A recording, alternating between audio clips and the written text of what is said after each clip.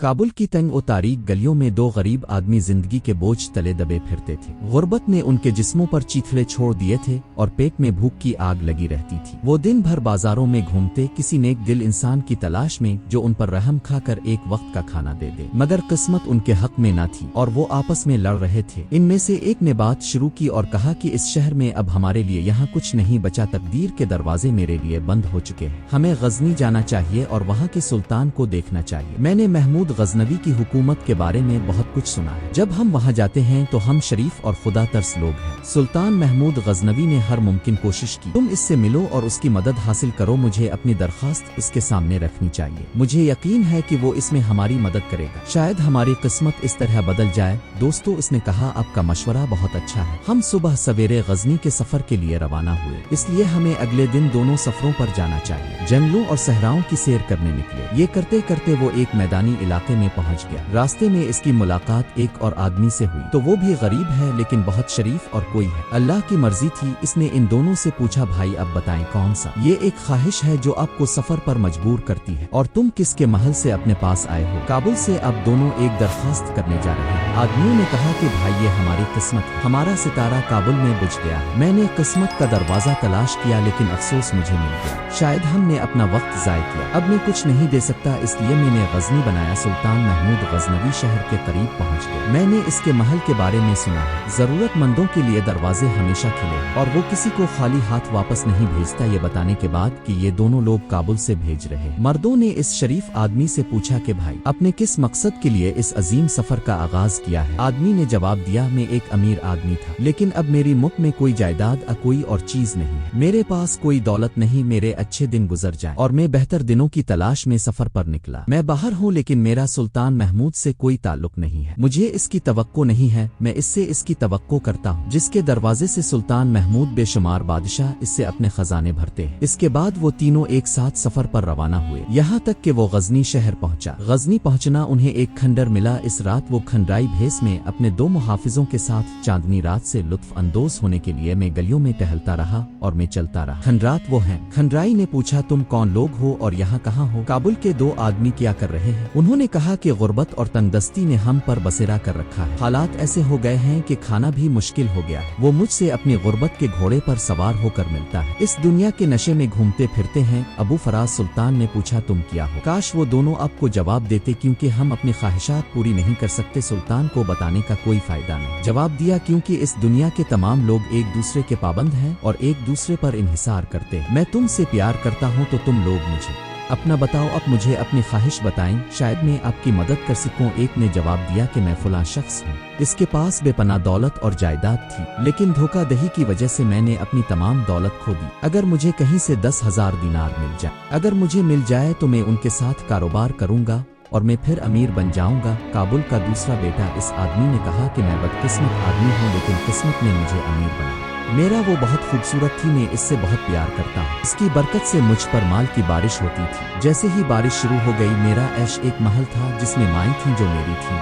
वो मेरी बीवी की खिदमत करता था लेकिन एक दिन हुआ यूं कि मेरी बीवी की तबीयत अचानक खराब हो गई। इसकी हालत बिगड़ गई और वो इसी दिन मर गई। बाद में किस्मत ने ऐसा मोड़ लिया कि मैं हालात इस नहज पर पहुंच चुके हैं कि अब खाने के लिए भी पैसे नहीं हैं। नहीं, मैं सुल्तान महमूद गजनवी के शहर में हूँ। मैं इस उम्मीद के साथ आया हूँ कि शायद सुल्तान मुझे दे दे। मुझे अपने महल की एक खूबसूरत लड़की दे दो जिससे मैं शादी कर सकता हूँ। अगर किस्मत ने मेरी तरफ मुंह मोड़ लिया तो मैं खुश रहूंगा। मैं अपने मुल्क वापस जाऊंगा। अब सब की नजरें मुझ पर लगी हुई है। तीसरे शरीफ आदमी की तरफ था जो साकित था। सुल्तान खामोश बैठा था। इसने सर मोड़ लिया, इसकी तरफ देखा और पूछा, क्या मैं कुछ नहीं चाहता? इस शख्स ने जवाब दिया, मैंने अपनी ख्वाहिश सिर्फ अपने अल्लाह को दी थी। मैं इस शख्स को बयान करूंगा जिसके हाथ में तमाम खजाने हैं, जिसने बादशाहों को बादशाहत दी अगर चाहे, इसलिए अगर वो चाहे तो मुझे सोना देगा, वो मुझे बीवी देगा और मेरी तमाम ख्वाहिशात पूरी करेगा। इसका ताल्लुक मेरे रब की खुशी से है। सुल्तान ने इस बुजुर्ग से कहा कि फिर भी तुम बताओ, फिर तुम्हारी ख्वाहिश क्या है? इसने सुल्तान की तरफ देखा और कहा, अगर खुदा करे तुम पर अपना फजल किया और तुम हो फजल से अपनी ख्वाहिश पूरी करने के लिए, अगर तुम इस्तेताअत रखते हो तो मेरे लिए दुआ करो कि अल्लाह मुझे बरकत दे, लेकिन मुझ पर अपना एहसान कर और और मेरे तमाम अमाल इसी के लिए है। सुल्तान की बात इसकी मर्जी के ताबे होनी चाहिए। ये सुनकर वो कदरे हैरान हुआ, लेकिन फिर कुछ बोला। अगले दिन सुल्तान वहाँ से बगैर चले गए। महमूद गजनवी अपने तख्त पर बरमान था कि इसने कल रात अपने साथियों को हुक्म दिया, तीनों मुसाफिरों को अदालत में पेश किया गया। चुनांचे वो तीनों सुल्तान के दरबार में गए। जब इसे सुल्तान के दरबार में पेश किया गया, मैं हाजिर हुआ तो ये देखकर हैरान रह गया। तख्त पर बैठा ये शख्स वही है जो कल तुम्हारे साथ होगा। वो अपने दिल में मिले सख्त खौफ था कि कहीं सुल्तान उनसे मुंह फेर ले। सुल्तान ने तीनों को करीब लाने की कोशिश की होगी। इसने हुक्म दिया। सुल्तान ने कहा, अब बताओ कि तुम काबुल के लोग क्या चाहते हैं। मकीनों ने इसी ख्वाहिश का इजहार किया, वही किया जो इसने कल सुल्तान से कहा था। फिर सुल्तान ने अजनबी से पूछा, बताओ तुम क्या चाहते हो। इसने कहा, ए सुल्तान महमूद गजनवी, अगर मैं तुम्हें बताऊं, अगर मैं तुझसे बादशाही मांगूं तो क्या तो मुझे अता करेगा, क्या आप मुझे देंगे। सुल्तान ने कहा, बिल्कुल नहीं, ये कैसा है। मेरी एक ख्वाहिश है, कोई ख्वाहिश बताओ जो मैं पूरी करूं। अगर तुम सोना मांगो तो मैं पूरा कर सकता हूँ, घर मांगो तो सोना दूंगा, घर बना दूंगा। अजनबी ने कहा, मैं अपनी ख्वाहिश पूरी करूंगा, तुम वो करने के काबिल नहीं हो जो मैं चाहता हूँ। मैंने आपको यहाँ बिलाकर अपना वक्त जाया किया। मैं इससे मांगता हूँ कि बादशाहों को बादशाही क्या मिलता है। अगर मेरे आका ने देने का फैसला किया है, अगर इसने अपना इरादा कर लिया तो इसे कोई नहीं रोक सकता,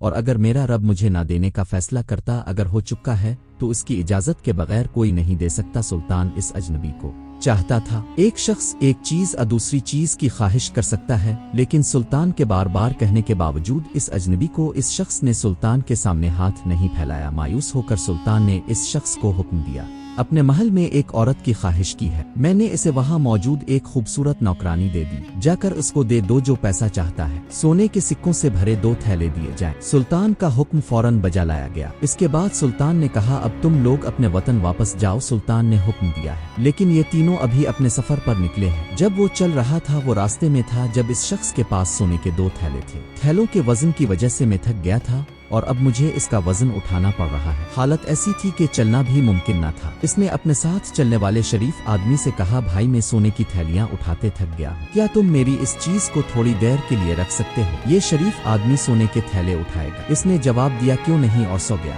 दूसरी तरफ से सुल्तान ने बेग उठाया। इसने अपने दरबारियों से कहा कि अजनबी मुझसे कुछ न मांग कर मेरी तौहीन की है। इसने मुझे मुस्तरद कर दिया जैसे मैं कोई नहीं हूँ। मैं एक गरीब भिखारी हूँ जो दूसरों के सामने भीख मांगता है। मैं इसे फैलाने का लालच में हूँ, हालांकि मेरे पास है। इसे बार बार अपनी ख्वाहिश का इजहार करने को कहा गया। सुल्तान के दरबारियों में से एक की तरह करो। वो दरबारी सुल्तान की बहुत चापलूसी करता था। सुल्तान मुअज्जम ने जल्दी से कहा, अगर आपके पास है, अगर बादशाहत और दौलत है तो इसकी वजह से है कि अल्लाह ने इसे अता किया है कि आप मखलूक हैं। अगर कोई आपके साथ अपनी तस्वीर शेयर करे, अगर वो आपकी ख्वाहिश रखने से इनकार करता है तो आपका ये एक तौहीन है, और इस तौहीन की कम से कम सजा मौत है। सुल्तान को अपने वजीर की बात सुननी चाहिए। ये सुनकर वो जज्बाती हो गया और फौरन जल्लाद को बुलाया और इसे इन तीनों के पीछे जाने को कहा। हुक्म दिया और 3 आदमियों में से एक से कहा, जिसके पास लड़की और सोना है इसे छोड़ दो, और जिसके हाथ खाली हो उसका सर काट कर मेरे पास लाओ। लाओ जल्लाद उनके पास आया तो वो चला गया। जब वो वहाँ पहुंचा तो इसने 3 अफराद को जाते देखा। एक लड़की है जिसका एक बेटा है और एक सोना। उठाया और खाली हाथ चला गया। इत्तेफाक से इस वक्त इस अजीम घर में सोने के थैले मिले थे। आदमी ने उन्हें उठाया था और वो दरअसल सोने के बने हुए थे। इसके पास कुछ नहीं था और वो जल्लाद खाली हाथ था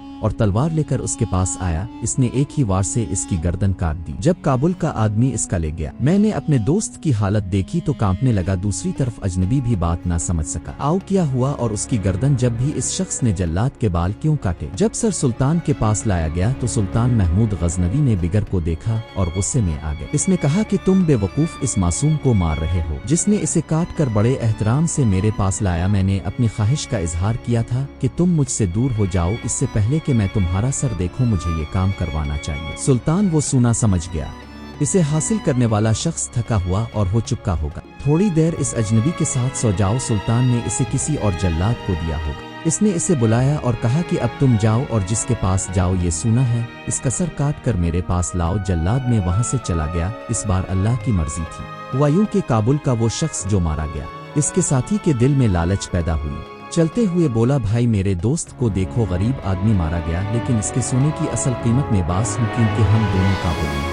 तुम इकट्ठे थे, ये सोना मुझे दे दो। इस आदमी को कोई लालच नहीं था, इसलिए इसने फौरन दोनों बेग काबुल के एक शख्स के हवाले किए गए। अब मंजर यह था कि फिर अजनबी इस काबुल के बाशिंदे खाली हाथ थे और उन्हें सोना बेचना पड़ा जो इसको अपने साथ ले गया था। वो चल रहा था कि इसी असना में जल्लाद वहां पहुंच गया। اس نے ایک آدمی کو خالی ہاتھ دیکھا، دوسرے کے پاس سنا ہے یہ کابل میں دوسرے کا ہے، رہائشی بھی مارا گیا اور اپنے سر کو سلطان کے سامنے پیش کرو۔ اس وقت ہوا جب سلطان نے مردہ آدمی کا سر اٹھایا، میں نے یہ دیکھ کر غصے سے چلایا کہ یہ آدمی سلطان بھی کچھ عرصہ غلطی سے مارا گیا، اور جب اس نے مکمل سکون محسوس کیا پھر اسے احساس ہوا کہ یہ اجنبی خدا کی نعمت ہے، اس آدمی کے لیے حفاظت کی دیوار ہے جو اسے کسی قسم کے نقصان پہنچنے سے روک دیا، ورنہ ایسا اتفاق اسی وقت ہوا ہے۔ اس بار سلطان دوسرے سے بہتر ہے، اس نے اپنے ساتھی کو بھیجا اور احترام سے کہا یہ آدمی لڑکی اور سونے کے ساتھ اسے میرے پاس لاؤ۔ مصاحب فوراً وہاں سے چلے گئے۔ جیسے ہی وہ شخص عدالت میں پیش ہوا، سلطان اپنے تخت سے اٹھا اور مسکرا دیا، تو اس نے اجنبی سے پوچھا کہ بتاؤ اب کے دو دوستوں کو کیا ہوا؟ اس بزرگ نے سلطان کو جواب دیا، اس کا غرور بلند ہو جو سونا مانگنے والے کو بچا سکتا ہے،